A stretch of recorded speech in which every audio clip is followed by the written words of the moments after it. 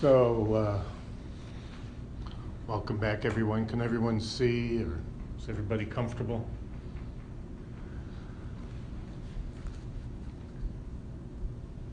First, again, I mean, it's always awesome to me, just amazing to me where we go in that afternoon sharing. So thank you so much for your wisdom and your openness. This forgiveness thing can be a complex and nuanced and surprising thing. Some of you know that I go into prison to teach mindfulness. And I got a good lesson on the complexity or the many different layers that forgiveness can take. It was maybe a year ago. I was talking with a lifer. And in Wisconsin, the only reason people get a life sentence is murder. And he was a young guy. He was about 30 years old, had already been in prison for about 10 years, and was looking at spending the rest of his life in prison. No hope of getting out, ever. At least, as they say, any chance of getting out unless his toes were pointed up.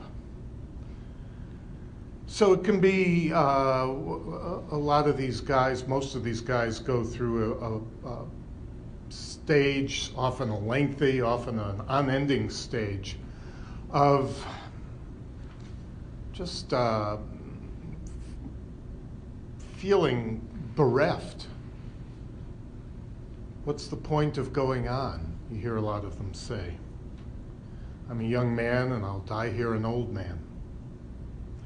I mean, it's hard enough to spend a year or two in prison, but, you know, the next 50 years. But that wasn't what was bothering him. Suddenly, out of nowhere, he asked me, can this mindfulness stuff lead me to forgiveness? And I missed the way he phrased it. Can it lead me to forgiveness?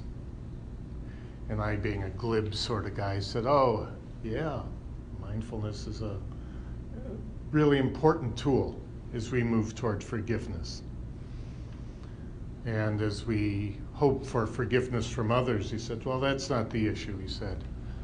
I have already talked to the people in my family and my life who supported me, who loved me, and asked their forgiveness. And he said, you know, forgiveness is an ongoing process. And I'm thinking, oh, okay, maybe I don't have much to teach this guy. He said, and we're working on it. And he said, I also realized that I need to forgive all the people in my life who appealed to my dark side, who helped me go astray. And he said, I know that I would like the forgiveness of the family of the person I killed, but I'm not allowed to talk to them. So I just pray for that. He said, that's not really what's bothering me right now. He said, what's bothering me right now is how can I learn to forgive myself? Which to me kind of crystallized the complexity of this issue. Here he had people who loved him, who he needed forgiveness from.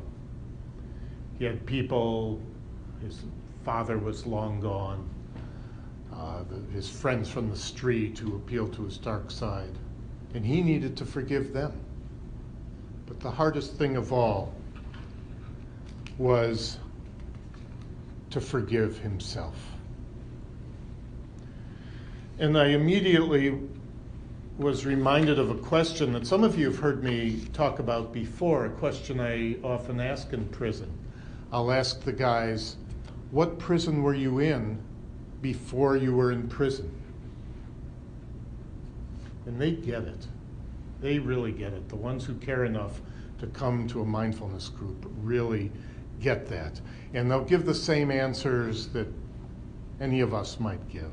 I'm lost in the prison of my ego, of my self-centeredness, of thinking that that only what I think or feel or do matters, that what the impact was on others is of little concern. So we're all in some sort of prison. Could be the prison of our egos. It could be the prison of chasing after things, material, even spiritual things, if we're chasing, if we're clinging. But one important prison that most of us are locked in, and with this fellow I was talking with, this young man I was talking with, it was pressing on him even more than the walls that surrounded him, is a lack of forgiveness. And we had real powerful testimony this afternoon, didn't we, about the power of forgiveness, the need for forgiveness that we all have. I mentioned earlier Jack Kornfield's story, the story he likes to talk about the 2 POWs. But I'm also reminded of what the Dalai Lama said, talking about the Chinese and talking about forgiveness. He said they've taken over Tibet. They've destroyed our temples. They've burned our sacred texts. They've ruined our communities and taken away our freedom. They've taken so much. Why should I let them take my peace of mind? So as we discovered this afternoon, there's so much forgiveness. Some that's obvious mistreatment, obvious self-shaming, all kinds of things. We've hurt others. Others have hurt ourselves. We hurt ourselves by being corrosively judgmental. We hurt ourselves by blaming ourselves for things where we were just reacting to conditions, for being ashamed of who we are or what we feel. And that's the prison many of us are locked into. I think all of us, well, I don't know if everybody spoke today, but certainly this afternoon, but certainly most of us did. And until we forgive, there is, as Tara Brock, another wonderful Vipassana teacher, puts it, she says, until we forgive, there's a tightness in our hearts, even if we don't know that tightness is there. It's a tightness that we can get used to, that we develop the habit of ignoring, that we justify away if we are aware of it. And we so often avoid forgiveness. And I think that's for a number of reasons. Sometimes it just seems too big to forgive. I remember a retreat in the early 90s, and I know Hal was there. As a male spirit retreat. Maybe you were there, John, Steve, Kevin, and the topic was forgiveness. And I told my dyad partner, now get there, now when I say this, it seems so challenging, but I told my dyad partner that I could never forgive the Nazis in Germany for the Holocaust, for which my family and millions and millions and millions of other families paid such a horrible cost. And I went on to say, if I can't forgive that, I don't think I can forgive anybody for anything. It just gives me the shivers to think that I once had that attitude. So I'd like to expand on our work this afternoon and dive a little deeper into what forgiveness is and isn't. And I'll revisit what's happened in my life as well. So we've already touched on some of these things, but I'd like to just mention again some of the things that forgiveness is not, but that we think it is, so we don't do it. One thing that forgiveness is not is reconciliation. I think it's a common boyhood experience. I bet this happened in some form to all of us. We get into a fight with Johnny, and somebody holds us both up by the scruff of our necks, and they say, you shake hands and forgive Johnny, and Johnny, you shake hands and forgive Dave. And we go, okay, like that, and we still hate each other. And nothing changes. So forgiveness is not necessarily reconciliation, although it can be. It can be, obviously. But it's not mandatory. And that's related to another misconception that Hal and I have both already mentioned. Forgiveness is not a binary switch. It's not a light switch that you flip on and there's forgiveness. It's a process. And I think we all understand that much more fully after this afternoon. Another misconception is that we won't hurt anymore. And that's just not true. That's just not true. The hurt doesn't necessarily go away. But with mindful forgiveness, what happens is we change our relationship to the hurt. We change how we relate to the hurt. Another misconception that can prevent us from getting into forgiveness is that it gives the person who hurt us a bye. Or God forbid, it gives ourselves a bye if we've hurt others or hurt ourselves. And that's not true either. In mindfulness, there's a profound sense of responsibility, but it's a much more skillful, it's not a punishment sort of responsibility. You've maybe heard the expression, it's not your fault, but it is your responsibility. We act as we act because of all the things that have happened in our life, all of our conditioning, and all those things, none of those things were our fault. If we were beaten as kids, that wasn't our fault. If there's racism and anti-Semitism in the world, it's not our fault. But it is our responsibility to respond mindfully to those situations. So the person doesn't get a bye.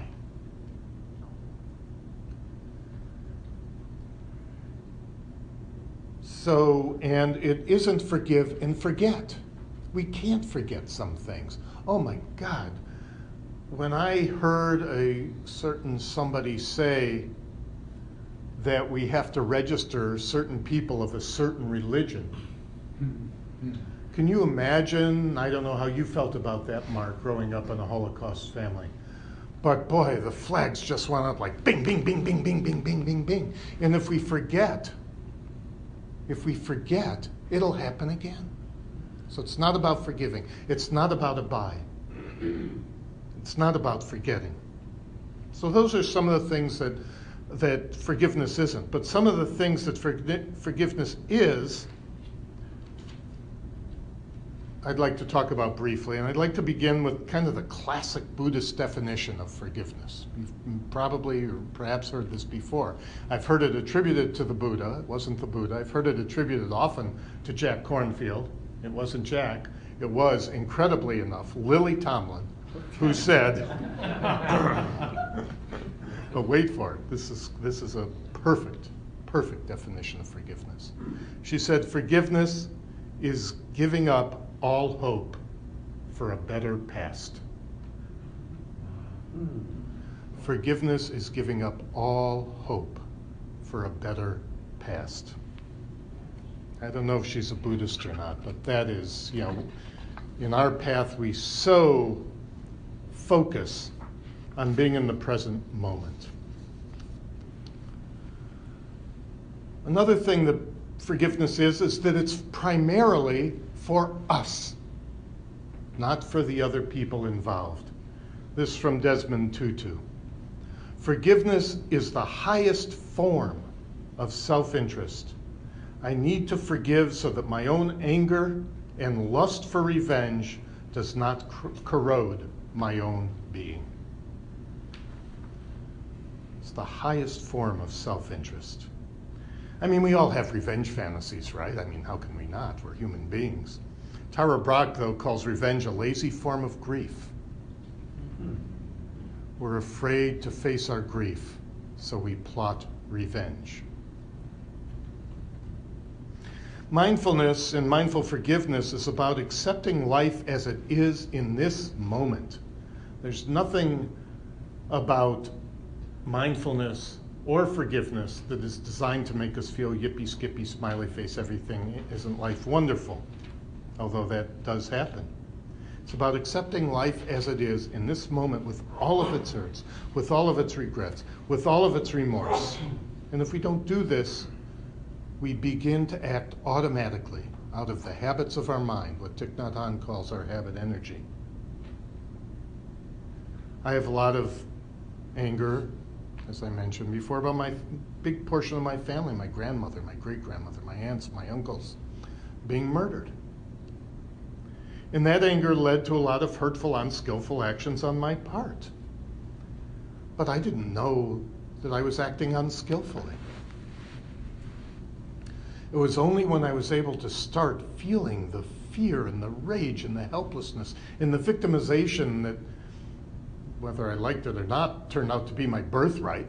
It was just part of my growing up. I couldn't even begin to think about why I was acting that way. So we train ourselves to be in the present moment, and we can't forgive when our mind is lost in stories, when our mind is lost in revenge. We can only forgive if we're current and in the moment. Another story from prison. This just from a few weeks ago. We started a new mindfulness group in the segregation or the solitary confinement unit of the Supermax prison at Boscoville. This isn't a place you're going to go for laughs. We get 6 guys, they come in shackled hand and foot. They're in their cell 23 hours a day.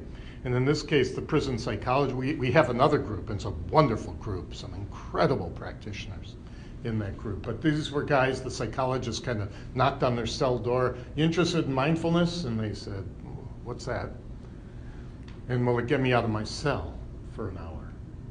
They said, "It'll get you out of your cell." "I'm all for it." So it was a pretty rowdy group. And there was one guy in particular, a young guy who was acting out a lot, laughing every time I'd say something, or the person I was teaching with, he'd do something distracting. So on instinct, I told him mindfulness is about being fully present in the moment, which got a guffaw from him and something along the lines of, "Whatever." To which I responded real pointedly, because frankly I was pissed at how he was acting. I said, "That means I don't give a good goddamn what you've done in the past. All I care about is what you are and how you were acting in this moment right now." And he just went, and because he was lost in his own past. He was lost in his own past. He got very serious, and he just nodded, and he was there, and he said he'd come back to the group. And finally, another thing that I won't elaborate much on that we've already talked about is that forgiveness is a process that occurs over time. We don't just take an onion and send it through some Vegematic sort of thing and we're done with it. We unpeel it a layer, and then when the timing is right, we unpeel some more.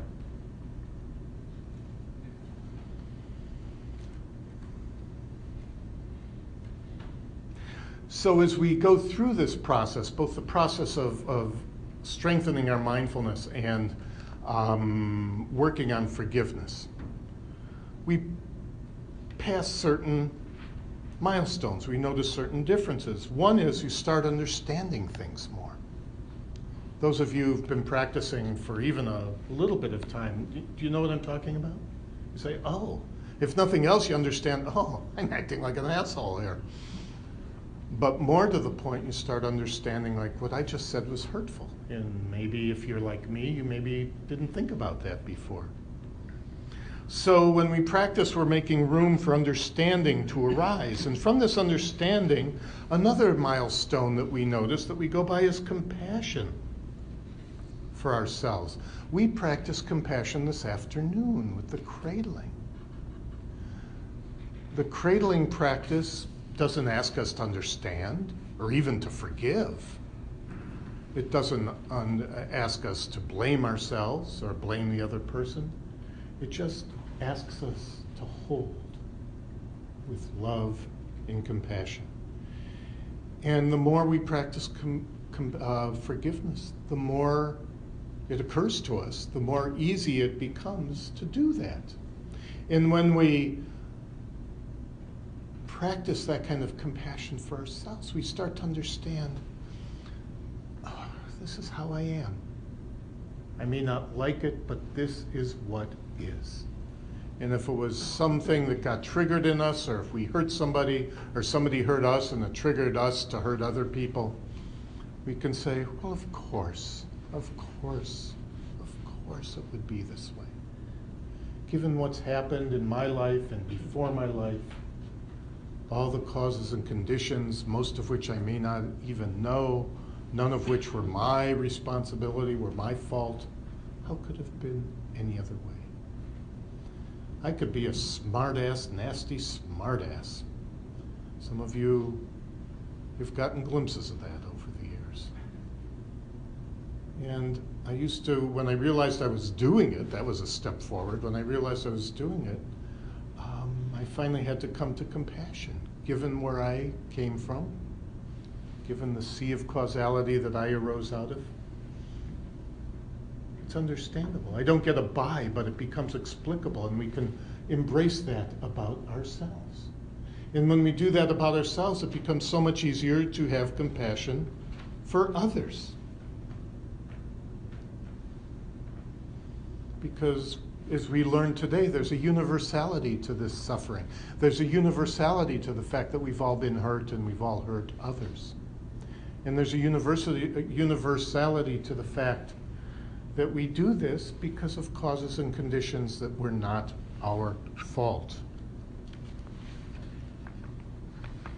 So that's a little bit of what forgiveness is and what it isn't. And we started today getting to, well, how do we do this? And one thing that I'd like to talk about just for a moment is the place to start forgiveness is with an intention to forgive. Now, here's a place where the difference between an intention and a goal is crucial. Goals are important, of course they're important, but they're more material and they're more time related. I want this to happen by that date. An intention relates to how I want to be in this moment. I want to be more forgiving is an intention. I want to forgive my father for all the times he was mean to me by next July. That's a goal. So maybe you can tell why a goal wouldn't be particularly helpful there. So we set the goal, or set an intention to be forgiving, to practice, to be mindful, to be in the present. And the thing about intentions is we revisit them. They're not time sensitive, but we have to keep them alive. Another thing that's helpful is the good old Buddhist sense of impermanence. Things and people changed. When I was 26 years old, I was madly in love with this woman. And it was a bad match, but I was still madly in love with her. And I'm guessing we've all had relationships like that. Ultimately, after 3 months or 4 months or 5 months, it was just like so obvious it wasn't viable. So we broke up, and within 2 days, my best friend said, "Do you mind if I go out with Ruth?" I said, "Well, I would." He said, "Well, it's too late. I already am." I don't know. That was, 30, almost 40 years ago. Maybe he's changed. People do change. Forgiveness is possible. Somebody mentioned, somebody to my right, I don't know if it's you, Mark, that forgiveness takes courage. It absolutely takes courage. It takes courage to get outside of our comfort zone in a mindful, thoughtful way. It takes courage to look at things differently. It takes courage to let go. We love our suffering. It's so comforting to really be pissed at somebody, isn't it?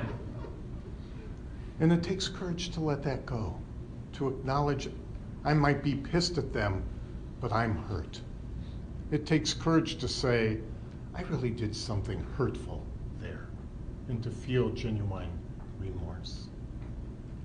It really does take courage. Mindfulness in general takes courage because we're so trained in our world to turn away from things we don't like, to run after things we do like, and to be completely bored by things that are more neutral in nature. So it takes courage just to be present, but it takes an extra bit of courage to turn toward, to face these things that really, and people who have really hurt us, to turn toward ourselves for all the hurt we can inflict on ourselves. I mentioned that I'd get back to the Germany and the Holocaust thing. As I said that to my dyad partner, even as it was coming out of my mouth, I thought, that's fucking crazy. I can't forgive anybody. I don't know if I'll ever forgive Adolf Hitler, but maybe I can forgive the Germans. And besides, maybe I can forgive other things and people that had nothing to do with the Holocaust. What do you mean, Dave, that you can't forgive anybody for anything until I forgive, until I jump over this impossibly high bar? So right away, I kind of thought, okay, let's be open to the idea of forgiveness. In 2006, I was at a retreat in France with Thich Nhat Hanh. And there was a group, and I kept at it very slowly, very patiently. In 2006, I was at this retreat with Thich Nhat Hanh, and there was a 2-day kind of sub-retreat going on, a reconciliation retreat between Germans and Jews who either were or had family involved in the Holocaust. Many of the Germans, there are probably twice as many Germans, interestingly, as Jews, which often isn't the case at Buddhist retreats. But I suppose it's because it was in France and we were close to Germany. But there actually was nobody in the room who was alive during the war. But there were a lot of Germans who had parents who were in the SS, who were in the Luftwaffe. And some of those parents felt bad about what happened, and some of the parents were remorseless. And I realized all at once how much the Germans suffered. We suffer when we cause others pain. We may not be aware of it. We might have this self-righteousness about it, but we do suffer when we cause others pain. And I realized just how much they suffered. A constant refrain was, how could this have happened? Another constant refrain was, if I had been alive then, would I have had the courage to go against this? And nobody could give a clear answer about that. The closest anybody came was, I would hope so. And that's all anybody could expect. I would hope so. Yeah. And at some point it occurred to me the pain remains, the suffering, the horror. Lord knows the horror is baked into my bones. And that's the nature of inflicting suffering and having suffering inflicted upon us. And we absorb it. But finally I realized, my God, these poor Germans are suffering at least as much as I am. And it was an incredible light that went on. And finally I said, hey, we're all suffering here. We all have this suffering in us, and we all are developing the tools to deal with the suffering. Can we now deal with this as shared experience? Not you did something and I was the victim. Not I was the victim and you should feel guilty. But can we just deal with this as shared experience and be with it together? There was one Jewish woman I'll never forget said, no, I can't do that. But everybody else got up, and there was the most amazing group hug I've ever experienced. And I know I was very aware in that moment that this is This is what forgiveness is. The horror is still there. The suffering, the pain. We can't make the past better. That's a fool's notion. But we can remain in the past and will remain in the past until we forgive. And after we forgive, we learn to live with the hurt. But that's the thing about awareness. That's the thing about mindfulness. When we shine the light of awareness on these things that hurt us so much, these things that we ordinarily react to, with the light of awareness shining on it, we can't react. We just can't react. We can't make others suffer. We can't suffer in the sense, we can't suffer ourselves in the sense that it's something we can't let go of, in the sense that it's something we blame people for. And that's why we practice mindfulness, so that we can live in the present with all of its, these days, with all of its craziness, all of its bizarre craziness. We live in the present so that we can let go of the past. We live in the present because this is the only moment. It's almost a cliche, not almost a cliche. It is a cliche, but cliches are true because are cliches because they're true. We live in the present because it's the only moment we can live. So we let go of the notion that we can make the past better. We don't let go of the hurt. We remember what it is. We don't necessarily give whoever hurt us a bye, or ourselves if we were the culprit. And this is liberation. This is liberation.